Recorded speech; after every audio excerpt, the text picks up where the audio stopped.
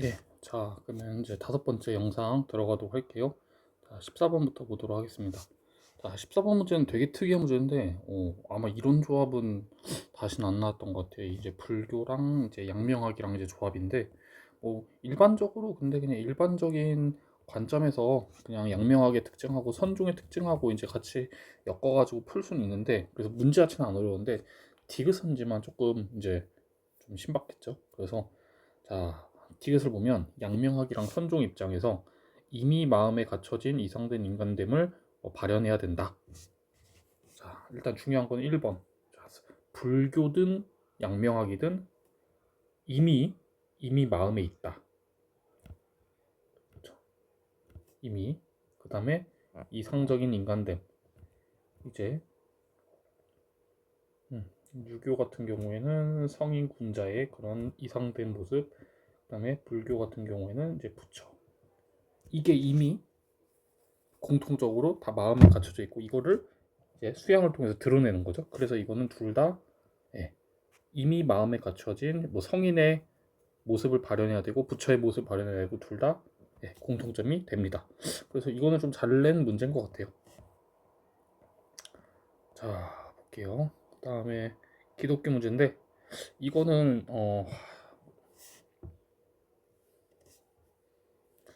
그렇게 중요한 것 같은 않은데 선생님 생각에는 별로 이거는 약간 어, 영양가가 있는 내용은 아닌데 혹시나 해가지고 여기까지 조금 그냥 조금 알아뒀으면 좋겠어요. 그러니까 신이 위대하고 신을 따라야 한다는 거는 인간 마음속 양심 이게 증거하고 있다.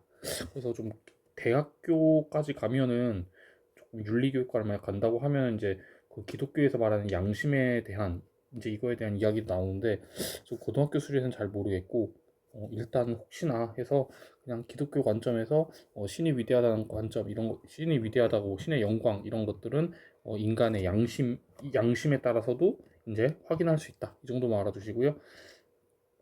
자, 을 같은 경우에는 아퀴나스인데 여기서도 그냥 이제 핵심은 신에 대한 이야기예요. 신은 만물의 창조자죠, 그렇죠? 신 스스로는 창조되지 않은 선인 거죠, 그렇죠? 이거 되게 좋은 선지. 그래서 신 자체는 창조자이지만 신 자체는 다른 존재에 의해서 창조된 게 아니죠. 창조되지 않은 선이다. 이게 무슨 말인지 헷갈리면은 신이 맨 꼭대기에 있기 때문에 그렇던 거다 이렇게만 이해하시면 될 것 같아요. 알겠죠?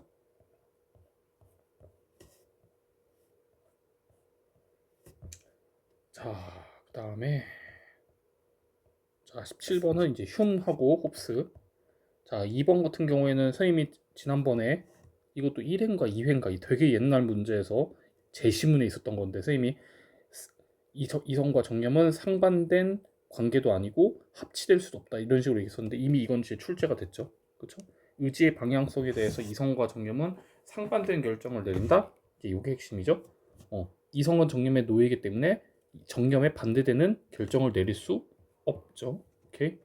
자, 그 다음에 3번 홉스 같은 경우는 이건 사회경문자에서도 이제 볼 수도 있을 것 같은데 국가는 개인들의 이기심에 기초한 합리적 합의로 구성된다. 자, 홉스에 따르면 자연 상태에서 인간들이 동의를 해가지고 국가를 형성하는 거는요, 일단은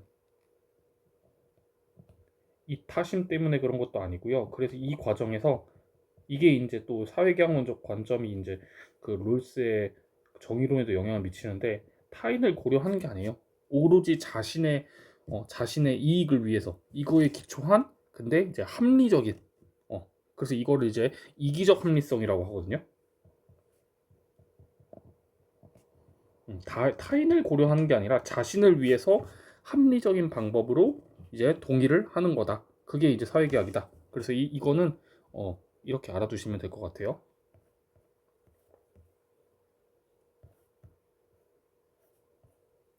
네, 그 다음에 20년 수능으로 갈게요.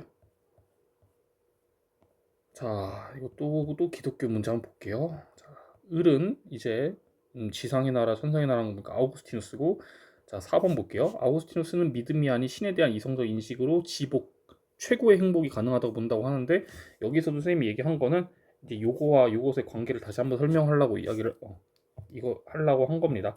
그래서 아우구스티누스도 신에 대한 이성적 인식 자체를 부정한 건 아니에요. 이거 긍정해요. 근데 이제 영원한 행복을 위해서는요, 여러분들 이게 틀린 거죠. 믿음이 아닌. 그래서 선생님이 지난번에 얘기했지만, 음, 믿음을 바탕으로 해가지고 신에 대한 올바른 이성적 인식이 가능하기 때문에 이거 자체를 부정하는 건 아닌데 이 문제에서는 이게 틀렸기 때문에 틀린 거다.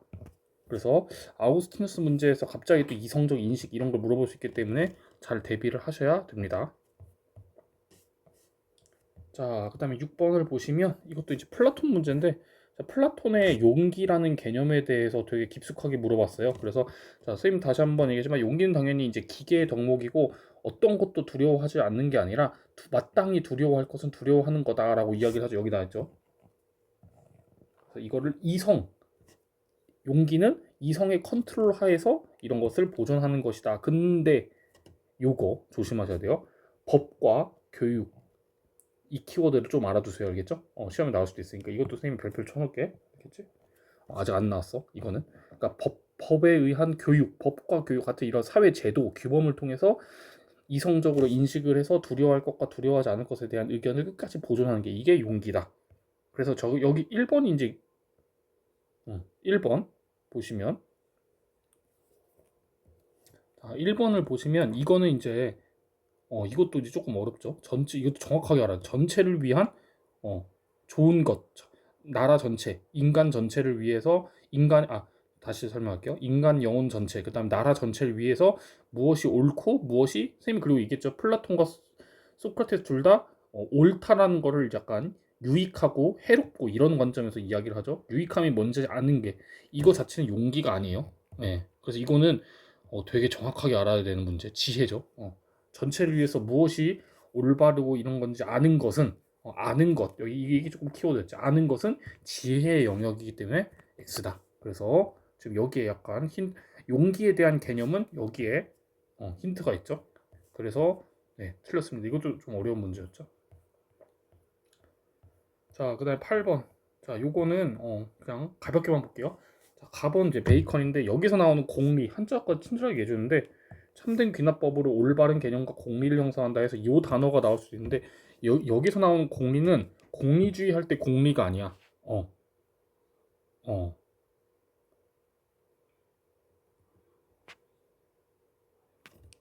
여기서 말하는 공리는 수학에서 쓰는 그 이제 공리예요. 약간. 그러니까 제1원칙이라고 하죠. 공리주의 할 때 그 공리가 아니라 수학에서 쓰는 지식의 제1원칙이 되는 것을 형성하는 게 참된 귀납법이다. 그리고 이 과정에서 당연히 이성적 추론과 감각 경험의 역할이 둘 다 필요하다라고 그래서 이 공리 단어만 조금 조심하시면 될 것 같아요.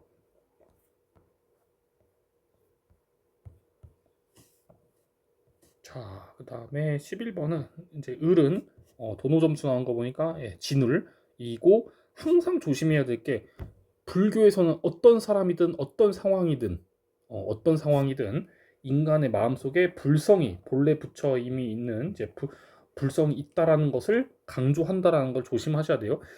자, 인간은 누구나 본래 부처의 본성을 갖고 태어나지만 이게 집착이나 악한 행위로 인해 가지고 약간 가려지는 거야. 소멸되는 게 아니야. 그래서 여기 나오잖아. 무명 속에 어리석거나 집착, 범죄를 저지른 사람도 본래 부처라는 게 있어. 근데 이게 소멸된 게 아니라, 소멸되는 게 아니라, 불성은 소멸되는 게 아니에요. 네.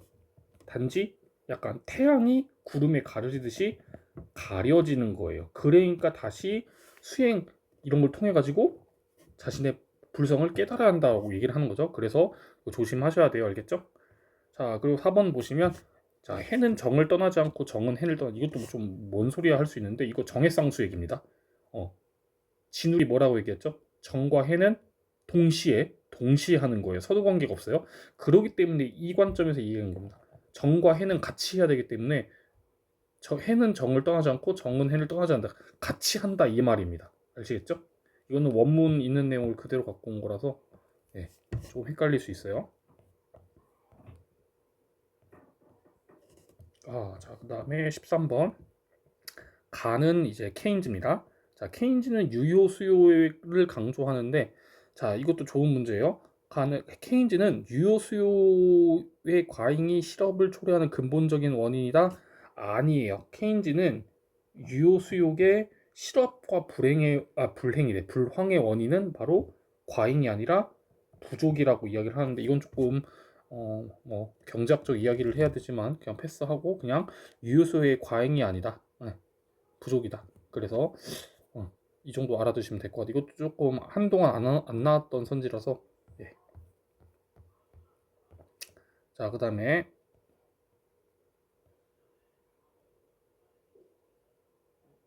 자, 을은 소크라테스고요. 자, 그래서 이것도 좀 잘 안 나왔던 표현이라서 알아두시면 좋을 것 같아요. 무지로 인해서 자기 자신의 욕망한테 굴복하는 게 무지한 놈. 그리고 지혜를 통해서 자기 자신의 욕망을 이겨내는 게 그게 지혜. 알겠죠? 그냥 이렇게 조금 연결해서 볼게요. 욕망에 굴복하고 욕망을 이겨낸다, 이렇게 보시면 될 것 같아요. 그래서 저번에도 얘기했지만 소크라테스는 지혜와 무지를 이렇게 자기 자신을 이겨내고 굴복하는 거, 그 다음에 자기의 영혼에 유익한 걸, 이익이 되는 걸 아는 거, 그 다음에 해로운 짓을 하는 거, 이것을 지혜 무지로 이제 조금 설명을 한다. 그래서 조금 깊숙하게 알아야 된다. 안 그러면 조금 헷갈린다.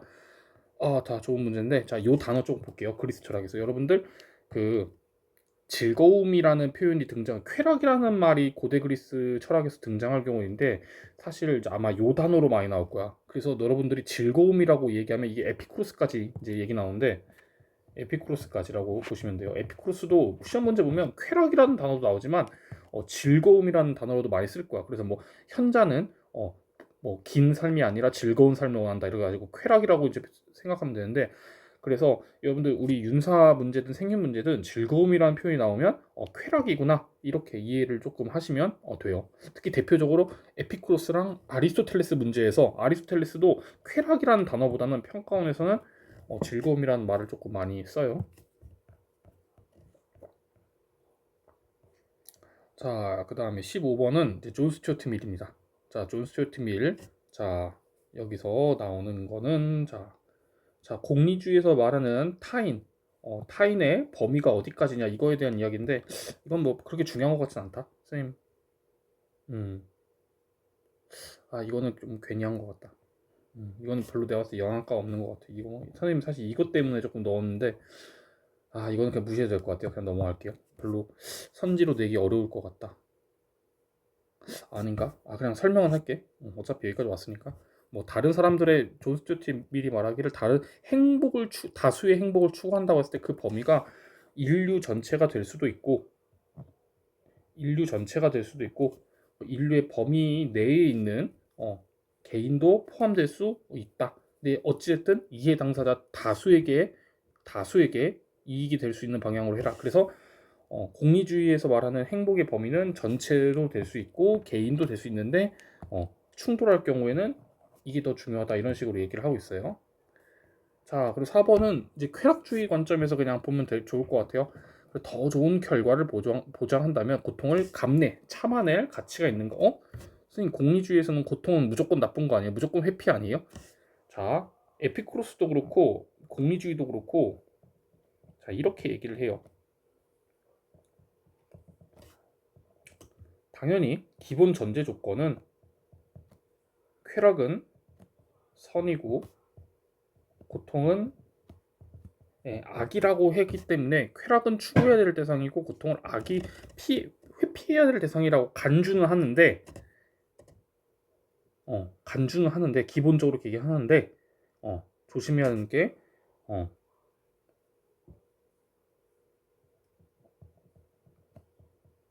고통을 감내해서, 근데 이거는 상식적인 말이긴 해요. 더 큰 쾌락이 보장이 된다고 한다면 추구할 수 있다. 약간 이런 식으로, 약간 현실적인, 이거는 그러니까 약간 그 당위적인 측면에서 얘기를 한 거고, 고통은 당연히 악이야, 그러니까 피해야 돼. 근데 현실적으로 봤을 때 고통을 감내해서 더 큰 쾌락이 한다면 추구 가능해. 이렇게 에피쿠로스랑 공리주의랑 둘 다 이야기를 하기 때문에 이거는 정답이 됩니다. 그래서 약간 당위적인 차원이랑 현실적인 차원이랑 조금 나눠서 조금 생각을 해보시면 좋을 것 같아요. 자, 16번은 이제 불교 문제고, 불교 문제에서 조금 헷갈릴 수 있는데, 자, 모든 이런 말이 나와서 좀 헷갈리죠. 모든 고통의 발생과 소멸, 이것을 이제 생멸이라고 하죠. 생성과 소멸에는 또 반드시란 말이 나오니까 애들이 진짜 반드시인가?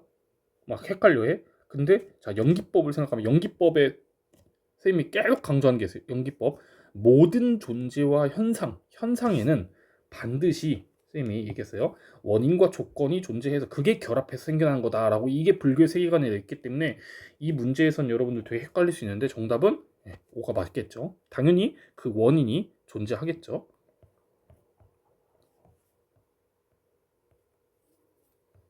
자, 17번 문제 스피노자만 조금 볼게요. 자, 스피노자는 뭐 워낙 어려우니까. 자, 이거 아직 안 나왔기 때문에 좀 별표 쳐놓자. 특히 가뜩이나 스피노자 어렵게 나오니까.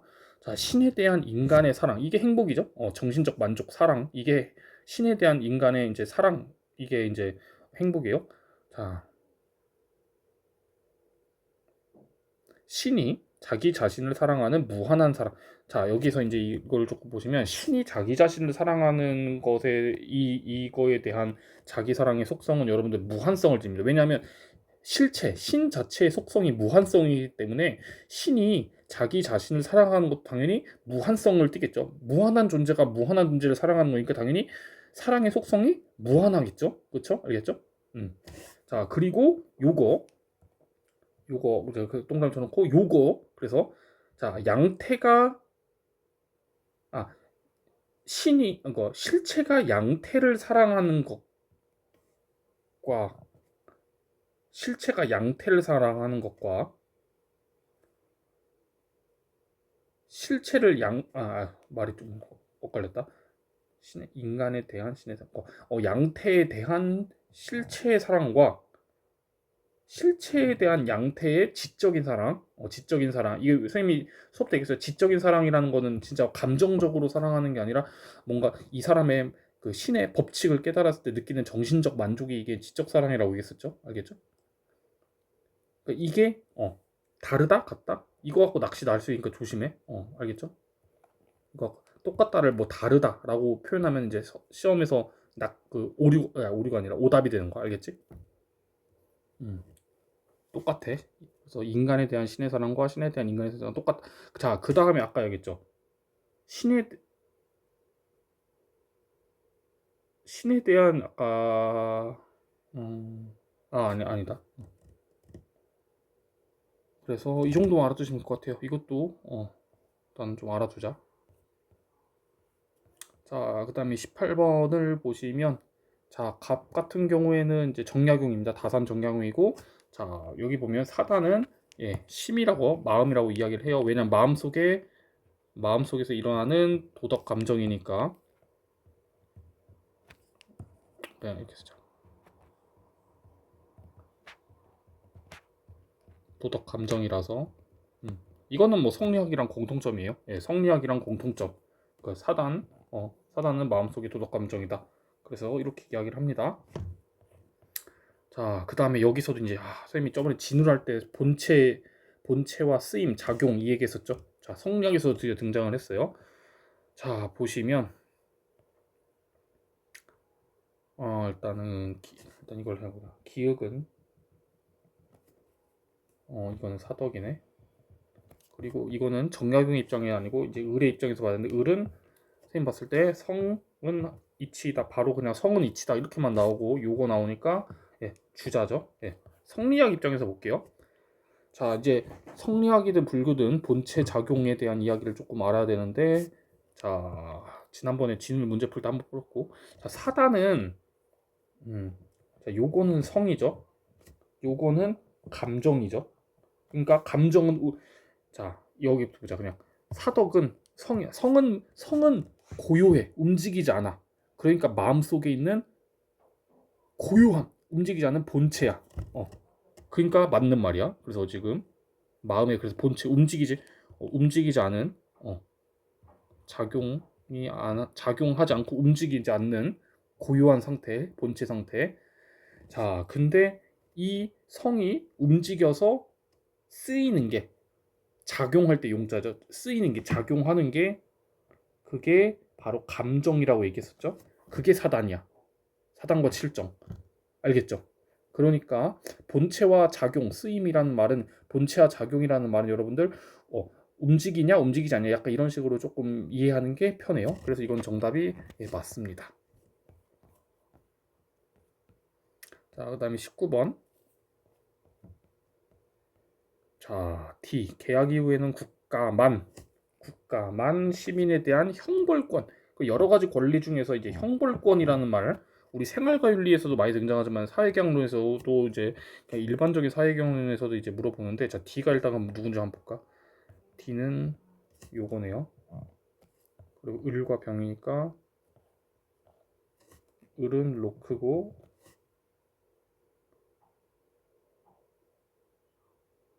병은 루소네요. 자, 그럼 보시면, 자, 그럼 로크가 루소에게 비판하는데, 루소 너는 계약 이후에는 국가만 시민에 대한 형벌권을 소유함을 강조하고 틀렸네요.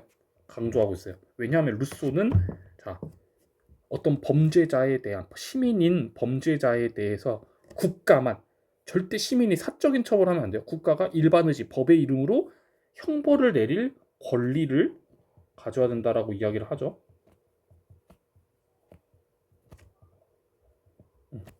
국가가 형벌에 대한 권리를 지닌다고 이야기를 하죠.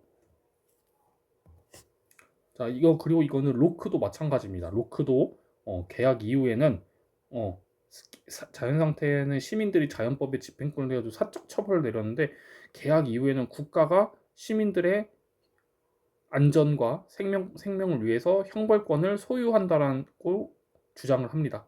그렇게 이해를 하시면 될 것 같아요.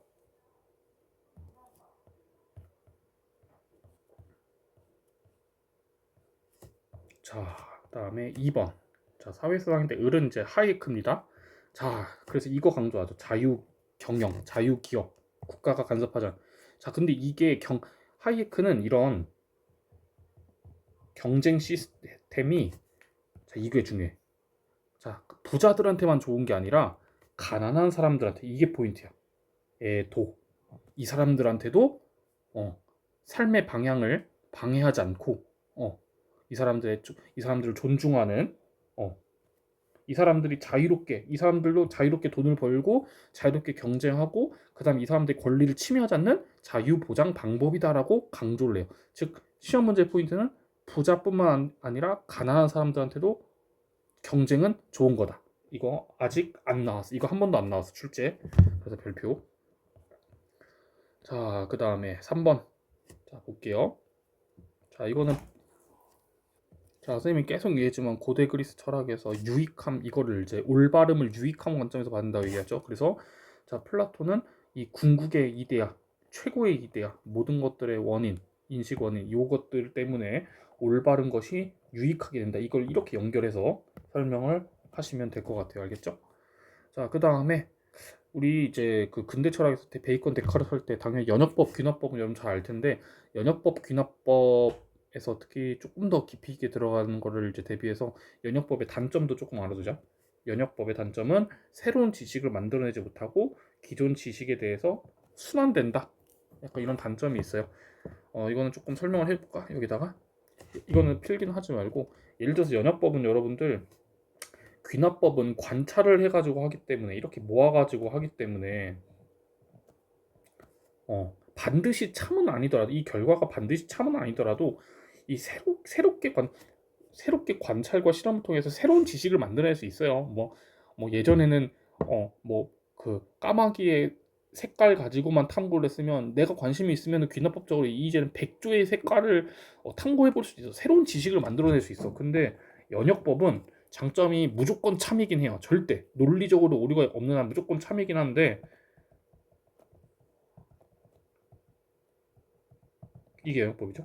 근데 문제는 이 D나 E의 지식에 대해서는 알 수 없고 무조건 A, B, C 안에서만 돌아간다는, 무조건 참이긴 하지만 새로운 알파벳 D나 E의 지식에 대해서는 새롭게 얻어낼 수 없고 A, B, C 안에서 계속 순환한다는 이런 단점이 있어요. 이거를 이제 베이컨이 비판을 해요. 그래서 이런 얘기를 한 거예요. 그래서 연역법의 단점도 조금 알아두면은 갑자기 심화 문제 냈을 때 좀 괜찮을 것 같아요. 자, 4번. 자, 볼게요. 예, 4번에 을은 진우인데 여기 제시문에 우리 아까 선생님이 수업 때 얘기했던 내용 다 있죠. 본체 작용, 그 다음에 지혜는 이걸 떠나지 않고 이거 아까 다 있었던 내용이죠. 자, 또 하나 이제 마지막으로 하나 볼게요. 이게 이제 어려운. 자, 이것도 정말 그 지엽적인 내용인데 어쩔 수 없다. 자, 선. 이거는 이제 여러분들 명상 수행이죠. 마음의 내적인 거예요. 교과서, 경전. 이거는 외적인 거죠. 그러니까 자, 진울은 선과 교가 둘 다 필요하다고 얘기하면서 이거를 이제 부처에 비유를 하는데 자, 내적인 거잖아. 그러니까 내적인 거는 말로 표현되는 거겠어? 아니면 마음이겠어? 마음이죠. 부처의 고요한 마음. 왜냐면 그 내적인 거니까 내적인 거 이렇게 약간 연상을 해야 돼. 얘들아 어쩔 수 없어. 그다음에 교과서 경전 약간 글 말로 이렇게 표현하는 거잖아. 외적으로 표현하는 거잖아. 입 밖으로 표현하는 거잖아. 그러니까 이게 부처의 말이다. 그래서 틀린 거야. 알겠지? 그래서 이것도 어려운 게 맞고 그 당시에 오답률 높았어요.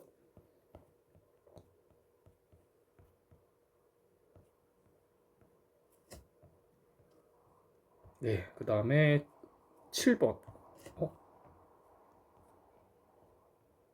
21년 넘어왔었구나. 자, 7번 잠깐 볼게요. 7번의 병. 아리스토텔레스예요. 이거는 여러분들 그냥 패스할게요. 이거는 선생님 그냥 괜히 넣은 것 같아요. 설명을 딱히 안 해도 될 것 같아서 이건 그냥 패스. 그냥 다 선생님이 설명한 내용이라서 패스 하고 갈게요.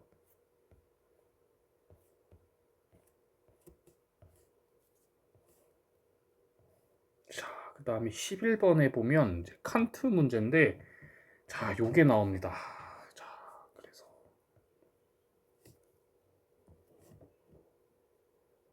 자, 요것도 조금 심한 내용인데 한 번도 출제 안 됐어요. 그래서 여기 나왔지만 쾌락에 몰두한 사람이라도 칸트가 이제 준칙과 법칙이 얘기하면서 자신의 자연적 재능을 방치해도 된다라는 준칙이 법칙이 되기를 바라진 않는다라고 얘기하면서 자연적 재능 이야기를 하는데 이게 이제 당연히 이제 그 자연적 재능 자체가 도덕에 기초는 될 수 없지만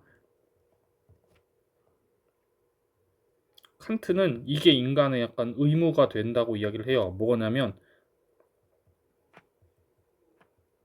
도덕적 행위에 이제 기여하는 자신의 재능을 방치하지 않고 내가 어떤 공부 잘하는 재능이 있는데 공부 안 하고 띵까띵까 노는 거 약간 띵까띵까 노는 거 그렇게 해가지고 게으르게 약간 하는 게 아니라 열심히 이런 재능을 개발하는 것이 인간의 의무가 될 수 있다라고 이야기를 해요. 그렇기 때문에 지금 이 얘기를 하는 거예요. 향락을 위해서 자신의 재능을 그냥 방치하고 맨날 게으르게 노는 이렇게 살아야지라는 개인의 준칙이 법칙으로 되기를 바라는 사람은 없다라고 이야기를 합니다. 그래서 요것도 내가 봤을 때 한 번도 아직 출제 안 됐거든요. 출제 한 번 될 만할 것 같아요. 자, 그래서 1번을 보시면 갑은 칸트, 을은 맨담, 병은 밀이네.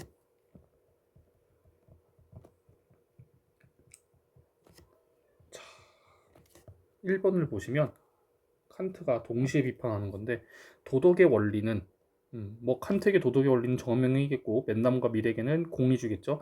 모든 인간을 평등하게 고려하는 것임을 간과한다라고 얘기를 하는데 아니죠. 네.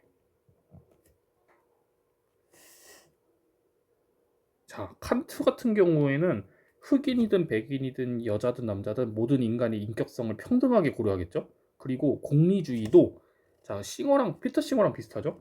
모든 인간의 평등하게 고려하죠. 공리주의자들은 모든 인간의 쾌락과 고통, 이익과 손해 이런 것을 일단은 결과값은 달라지더라도 일단 고려할 때는 평등하게 고려해 주죠. 필기. 그래서 강조하는 거기 때문에 틀린 거 알겠죠? 그래서 칸트는 모든 인간의 인격성을 평등하게 고려하고 그러니까 당연히 칸트는 쾌락과 고통이나 이익과 손해를 평등하게 고려해서는 안 된다고 얘기하겠죠?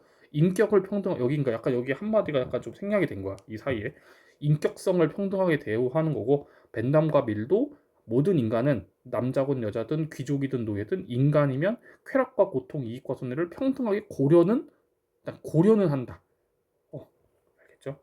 자, 그 다음에 5번 2 이거 뭐죠?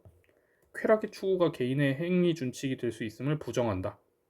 자, 이거는 칸트가 긍정하기 때문에 틀린 거. 이거 선생님이 이것도 이제 기출된 거죠. 이거 기출 문제 변형이죠. 선생님이 옛날 재시문 설명할 때 이거 한번 출제한다고 얘기했었지. 자, 뭐냐면 이것 때문에 당연히 칸트 입장에서는 쾌락의 요게 도덕의 목적은 아니죠. 왜냐하면 법칙이 될 수 없기 때문에, 도덕 법칙이 될 수 없기 때문에, 보편화된 법칙이 될 수 없기 때문에. 근데 이게 개인의 법칙은 될 수 없지만 개인의 행위 준칙은 될 수 있죠. 개인이 이거를 희망할 수 있지. 쾌락주의적으로 준칙은 세울 수 있지. 근데 이게 법칙이 안 되는 거지. 이해가지? 그래서 요거 때문에 틀린 거야. 알겠죠? 칸트가 긍정해. 이건 이거. 그리고 지난번 칸트 재심을 선생님이 설명했으니까 그거 한번 참고를 하세요.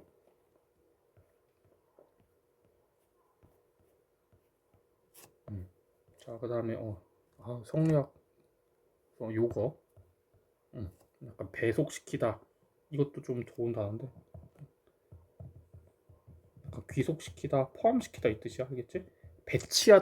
배치하여 귀속시키다의 줄임말로 그냥 이해하시면 돼요. 배치하여 귀속시키다. 그래서 리와 기를 각각의 배속시키다. 알겠죠? 자, 그 다음에 요거. 자, 요 주장삼 다산 정약용이고, 자, 정약용도 유교적 관점이죠. 그래서 사단과 사덕 얘기하고, 사단과 사덕이 바로 뭐야? 측은수 사양십이랑 인이해지죠.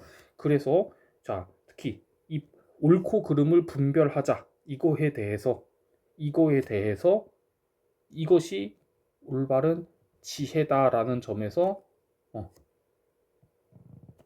요거 긍정해. 알겠죠? 정약용도, 그러니까 지혜라는 거는 옳고 그름을 엄밀하게 분별하는 거. 알겠죠? 그리고 이제 당연히 근데 조심해야 될 게, 정약용은 요거를 실천해야 한 뒤에야 지혜가 생겨난다라고 사덕이 생겨난다고 이야기를 하죠. 그러니까 이 관계로 조금 이해하시면 될 것 같은데, 어쨌든 좀 갑자기 낚일 수 있어가지고 얘도 기본적으로 유교기 때문에 올바른 분별 긍정한다.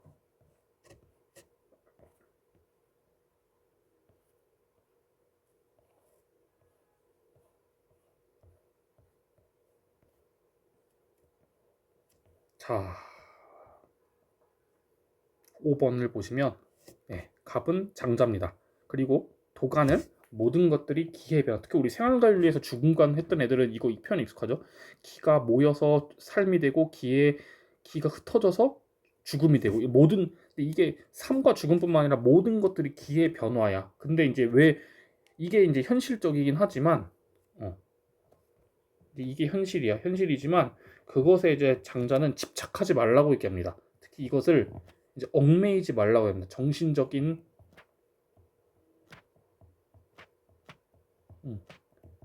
그러니까 모든 게 이렇게 변화하는데 이게 현실이야. 근데 이거에 대해서 나 언제 죽을지 몰라, 무서워, 이렇게 약간 정신적으로 얽매이지 말라라는 겁니다. 그냥 있는 대로 받아들이면 그게 도에 일치하는 것이다라고 이야기를 해요. 그래서 정신적 얽매 X라고 하자.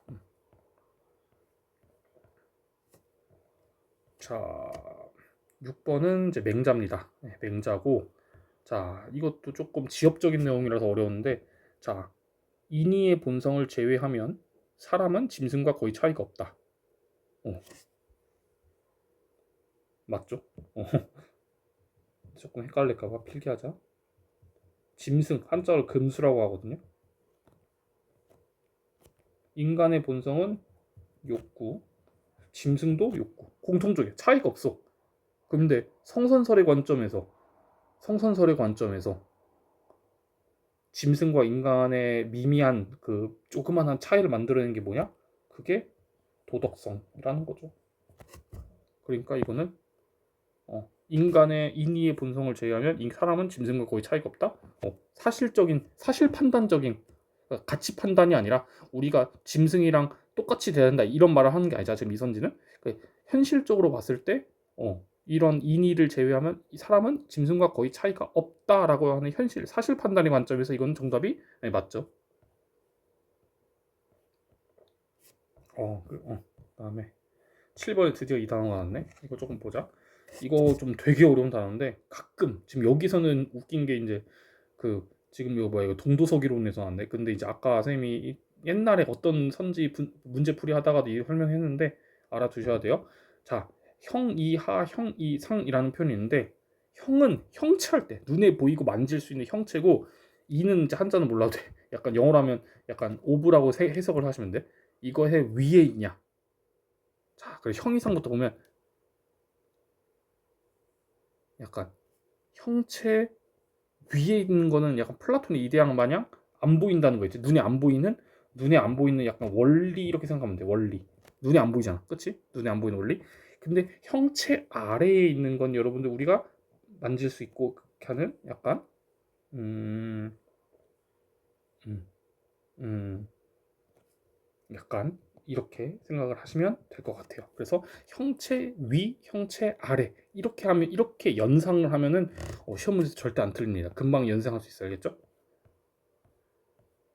자, 그다음에 8번을 보시면 을은 이거는 루소. 자, 루소는 자, 주권을 가진 사람이 법률을 제정한 입법권을 가져야 한다. 자, 루소에 의하면 주권을 가진 사람이 누구죠? 이게 시민이지, 그치? 이게 시민이지. 자, 그리고 입법권은 법률을 제정하는 권리 받고, 맞죠? 자, 루소는 시민이 입법권을 가져야 한다고 보죠. 오케이? 이게 좀 특이하죠? 홉스는 입법권을 군주가 갖고, 로크는 입법권을 대표자가 갖고, 네, 이제 자, 시민은 입법권을 갖고 행정권은 대신 이제 그 정부, 우리의 이제 대리자들이 행정을 하는 거예요. 알겠죠?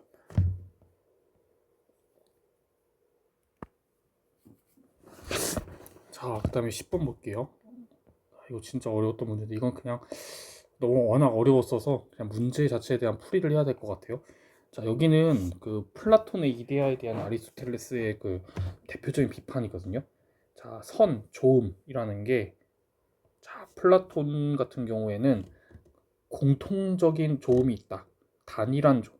약간 어 이렇게 있다라고 얘기하는데 아리스토텔레스는 이런 공통적이고 단일한 것으로는 존재하지 않는다라고 얘기해요. 자, 플라톤 같은 경우에는 여기다 조금 선생님이 써보면 음, 다수 현실의 나무가 있고 얘네들의 공통적인 나무 이데아라는 게 있죠. 나무 이데아. 근데 이 이데아도 여러 개 있죠. 나무 이데아, 사슴의 이데아, 사자의 이데아, 호랑이의 이데아 점점 그리고 얘네들의 또 위에 뭐가 있어? 그림을 잘 못 그려서 그냥 이해 좀 해줘. 이 위에 궁극적인 선의 이데아가 있죠. 그리고 그래서 공통된 이데아가 있고 그리고 그 이데아들의 꼭대기에 있는 궁극적인 어떤 개념이 있다라고 얘기하는데 아리스토텔레스는 이걸 비판한 거죠. 그래서 좀 재심을 비판하고 자 보시면 자 3번을 제일 어려웠던 선지를 보면 자 아리스토텔레스는 모든 조음의 존재 근거가 되는 하나의 궁극적인 조음이 있다라고 이야기를 하는데 자 일단은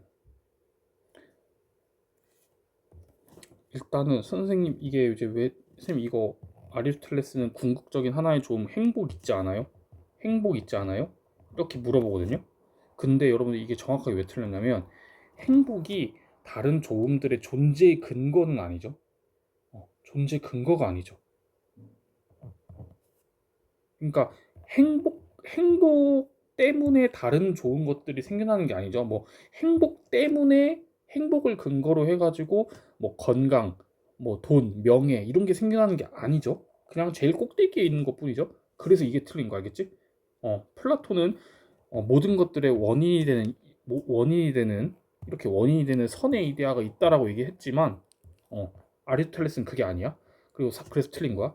4번 인간 행위가 목적으로 삼는 조음들 여러 가지가 있죠. 인간 행위가 목적으로 삼는 조음들 아까 선생님이 얘기했지만 뭐 건강도 있고 돈도 있고 명예도 있고 여러 가지 조음들의 가치는 항상 동등한 게 아니죠. 저급한 그러니까 계단식이니까 계단식이니까 조음들의 가치가 계단식이니까 약간 급이 있겠죠. 이렇게 이런 식으로 동등하지 않겠죠. 그래서 이런 식으로만 조금 이해하시면 될 것 같습니다. 자, 그 다음에 11번에 보면 여기서도 좀 단어 위주로 한번 보면 유행이라는 말이 있는데 여기서 말한 유행이 뭐 유행하는 뭐 굿즈, 유행하는 뭐 자동차 그 유행이 아니라 음,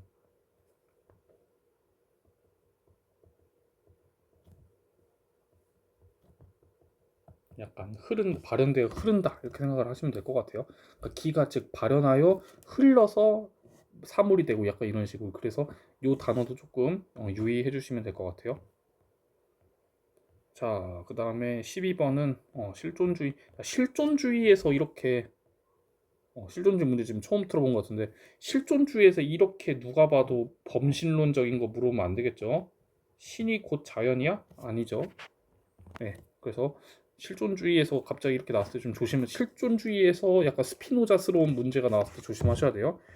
자, 그 다음에 4번은 을은 갑은 키르케고르고 을은 이제 하이데거인데 자 얼핏 보면은 좋은 말 같거든요. 틀렸죠.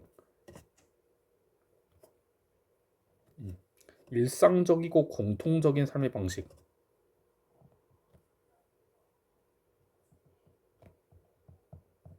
자, 하이데거는 남들과 똑같은 삶을 통해서는 이게 회복이 안 된다고 얘기해요. 남들과 다른 주체적인 삶, 주체적인 진리를 강조하기 때문에 약간 그래서 약간 남들과 다른 삶이라고 해야 하나? 약간 삶의 방식. 그래서 이제 요게 틀린 거 알겠지? 음.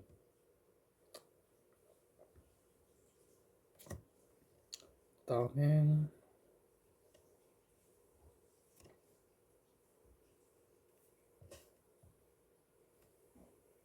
이것도 조금 일상적인 삶의 방식도 조금 아닌 게 그러니까 일상적인 삶을 통해서는 어 약간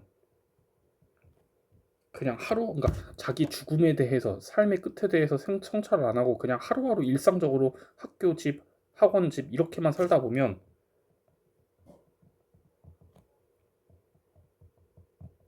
자기 삶의 끝이나 가치에 대해서 성찰할 기회가 없어요. 맨날 학원 집 가가지고 그 공부만 하면은 언제 이런 거에 대해서 성찰을 하겠어, 그렇죠? 그래서 둘 다 틀렸다.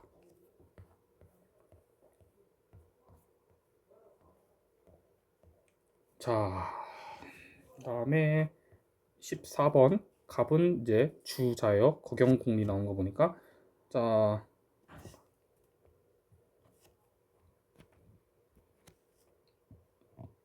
그래서 요거를 해야지 공리할 수 있다. 그래서 그래서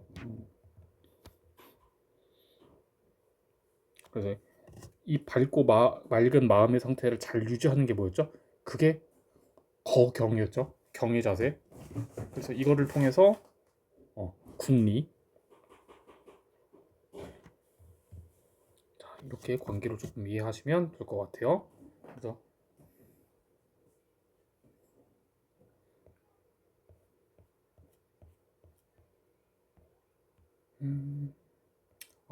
이거는 15번 문제는 을은 이제 묵자인데 겸의 묵제죠. 자, 근데 이제 쌤이 설명할게요. 겸의 묵자에서 어려운 건 없는데 여러분들 그 그 묵자도 그 당시에 사상가다 보니까 고대 중국 사상가 보니까 그 당시에 이제 도가나 그 당시에 유교 사상가들이랑 이렇게 공통적인 용어로 쓴 경우가 많거든요. 그래서 여기서도 지금 대표적으로 천명 그래서 겸해를 하는 게 천명이다 이런 식으로 이익을 늘리는 게 천명이다. 약간 이런 식으로 조심해야 될 게 너네가 문제 풀 때 별표 치고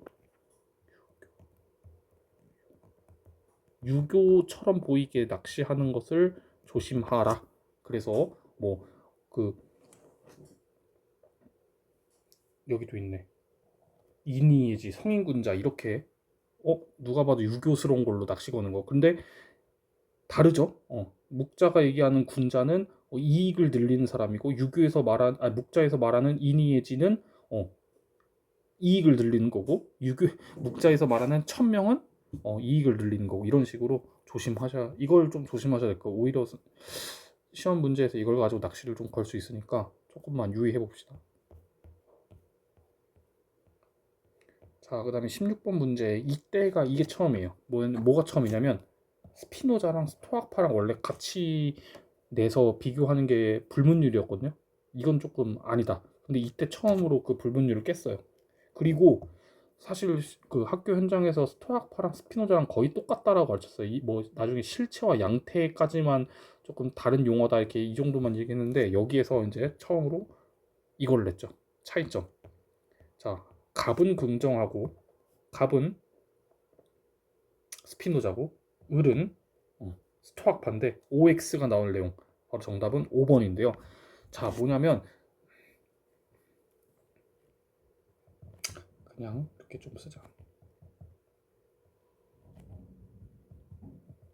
스토아파는 행복이든 덕이든 감정적 차원에서 얘기 안 해요.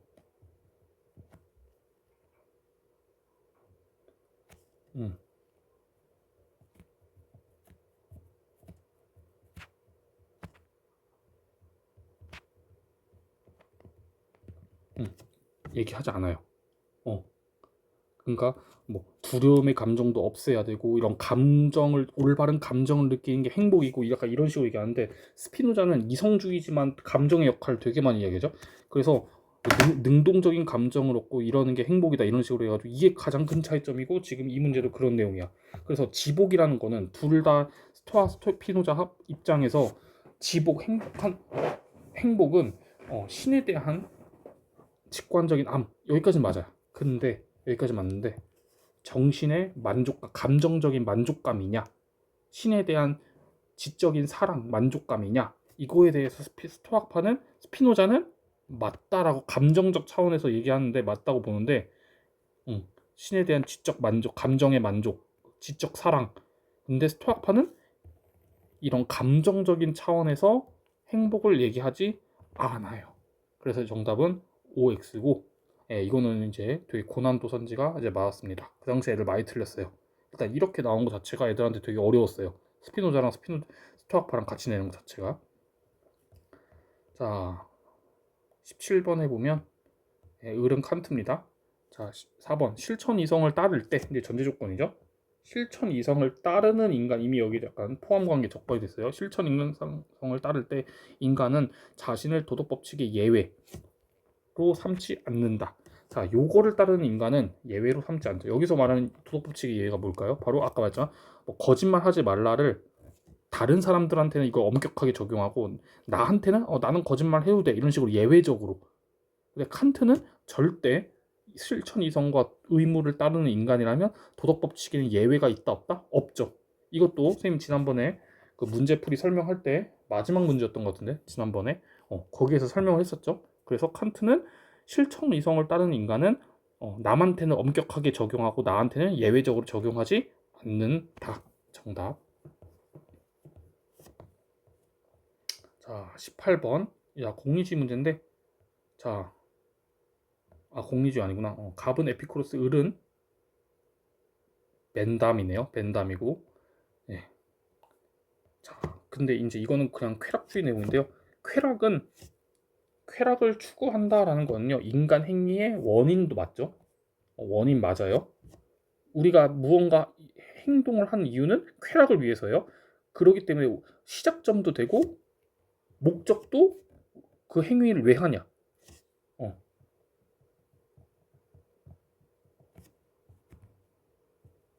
도착점도 바로 쾌락이야. 행위의 원인도 쾌락 때문에 하는 거고 목적도 쾌락 때문에 하는 거다. 이거는 공리주의뿐만 아니라 모든 에피쿠로스를 포함한 모든 쾌락주의 애들이 강조하는 내용이죠. 그래서 X. 은근 또 이런 문제 애들이 많이 헷갈려 하더라고요. 그래서 쾌락은 시작이자 끝이다. 뭐 이렇게 이해하시면 좀 될 것 같습니다. 네, 끝났네요. 자, 오늘 이번 영상 좀 빨리 왔네. 21년 벌써 수능까지 왔어요. 자, 그다음에 자, 2번을 보시면 선생님 좀 누워서 자세를 바꿔서 좀 누워서 찍느라 목소리가 좀 감겨도 양해를 구하고요. 자, 이번에 갑은 이제 스토악파고 을은 에피쿠로스죠. 자, 5번 선지는 조금 애매한 선지긴 했는데 마땅히 해야 할 일은 결과에 대한 고려 없이 수행해야 된다. 이거는 스토악파는 5가 맞을 거예요. 왜냐하면 마땅히 해야 될 거는 이미 결과에 대한 고려 없이 이미 스토악파에 의하면은 이거는 운명적으로 이미 정해져 있는 거기 때문에 이미 계획으로 정해져 있는 거기 때문에 계획이란 말을 쓰지 말자. 결과에 대해서 뭐 생각하는 게 아니라 이미 운명으로 결정된 거니까 그냥 해야지 이거고. 근데 에피쿠로스는 마땅히 해야 할래 쾌락을 추구하 이런 거는 이거를 따질 거예요. 나한테 쾌락을 결과적으로 주는지 안 주는지 이거에 대한 고려가 없으면 그래서 안 될 거예요. 그래서 이거는 스토아 에피쿠로스 입장에서는 X다 이렇게 놓고 푸시면 되는데 조금 문제가 애매하긴 했습니다. 자, 그 다음에 4번 이건 이제 석가모니고요. 불교. 자, 오온의 참모습을 파악하지 못하면 고통에서 벗어날 수 없다. 이거 두 번째 보는 거죠. 이거 저번에도 선생님이 참모습에 대해서 이야기했었어요. 참된 만물의 참된 모습이 실, 상, 그리고 깨달음을 얻으려면 오온의 참모습을 파악해야 됩니다. 이게 사실 허상한 거다. 이게 실체가 아니라 허상이다. 이것을 파악 못하면 고통에서 벗어날 수 없겠죠. 정답은 5. 자, 그 다음에 여기서 귀라는 말이 있는데 신에게 귀하다. 약간 이거는 줄임말로 귀속시키고 의존하다. 약간 이렇게 귀속 의존 이렇게 이해를 하시면 돼요. 귀의. 이거는 신과의 합의를 나타내는 신과 하나가 된다. 기독교 용어예요. 그러니까 이 신에게 귀의한다 나오면은 신에게 귀의한다라는 말이 나오면은 이거는 범신론은 아니고 기독교 용어라고 이해를 하시면 됩니다.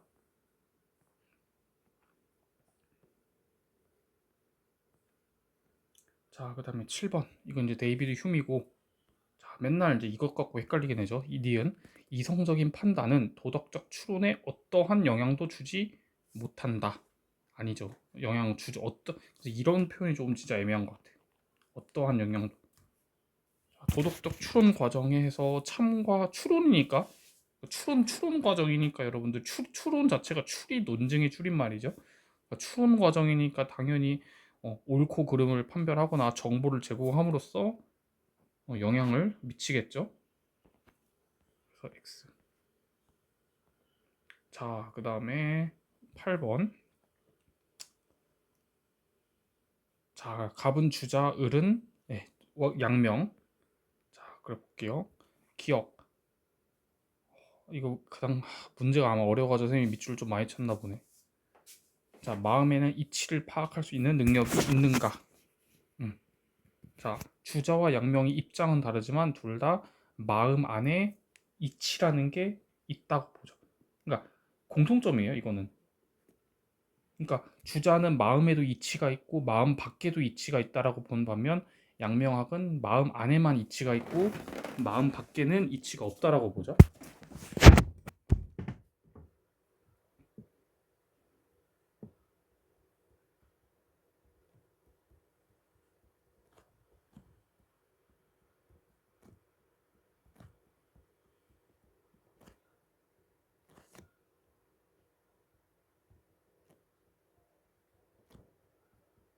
그러니까 이렇게 하겠구나. 그러니까 이거에 대해서 아니다. 이렇게 그냥 이렇게 이렇게 이거하고 공통점과 차이점이 나타난다. 그러니까 둘 다 이거는 맞는 말이다. 자, 디귿. 자, 마음은 이치인 성에 따라 정을 주지해야 되는가?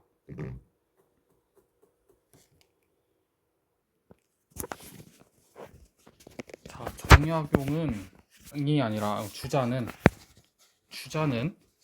우리 성증리, 심증리 생각해 봅시다. 그러니까 마음은 이치인 성에 따라 정을 주지해야 되는가? 근데 이게 이제 핵심이에요. 성이 이치냐? 그리고 주자는 성이 이치라고 보고 마음이 이런 정을 이제 컨트롤 해야 되느냐? 맞죠? 근데 양명은 성이 이치가 아니라 여기 나와 있듯이 좀 여기에 제시문에 나와 있듯이 마음이 곧 이치다. 마음에서 시작돼서 성이 나오고 이게 곧 이치다. 이런 입장을 보이기 때문에 마음이 마음이 이치다라고 해야죠. 심증리. 그렇기 때문에 이거는 양명하고 분야에서 이게 틀린 거예요. 그래서 OX가 나오고요. 자, 리을 둘 다 경물치지 얘기하죠. 의미는 해석은 다르지만 둘 다 경물치를 얘기하고 그 다음에 경물치를 한 이유는 이유는 뭐예요? 바로 마음 안에 천리를 보존하기 위한 이것으로 결론이 나오죠. 이것을 이제 수렴될 수 있는가 이 당시에 되게 어려웠던 단어인데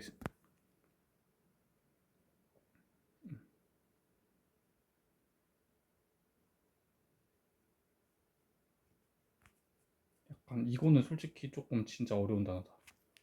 수렴이라는 말이 좀 철학적인 용어여가지고 그러니까 상위로 결론 지을 수 있는가 상위 결론 약간 이런 뜻으로 생각을 하시면 돼요.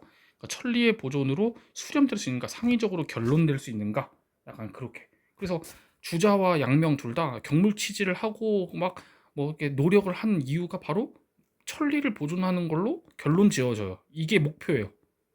이걸로 그래서 수렴되는 게 둘 다 맞아요. 그래서 정답은 네. 자, 그 다음에 9번은 이것도 처음 해보네. 자유주의랑 공화주의인데 리을. 자, 이거 낚시 딱 좋은데 자, 자유주의 입장에서 낚시 조심하세요. 네. 약간 이런 말만 보면 되게 좋아 보이거든요. 이런 말만 보면 되게 좋아 보이는데 이런 게 목적이더라도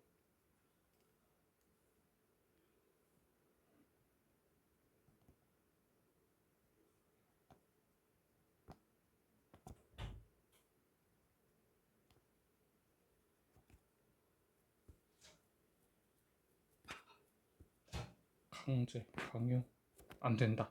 그래서 맞는 말이에요. 자유주의 입장에서는 국가가 시민에게 스스로 이렇게 강요하는 것은 안 된다.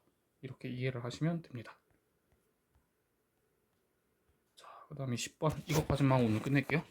자, 10번에 보면은 갑은 이제 그 순자고, 자, 순자 사람들을 등용할 때나 이런 걸 분배할 때 지위와 관직을 분배할 때, 즉 이걸 한자로 등용할 때라고 하죠.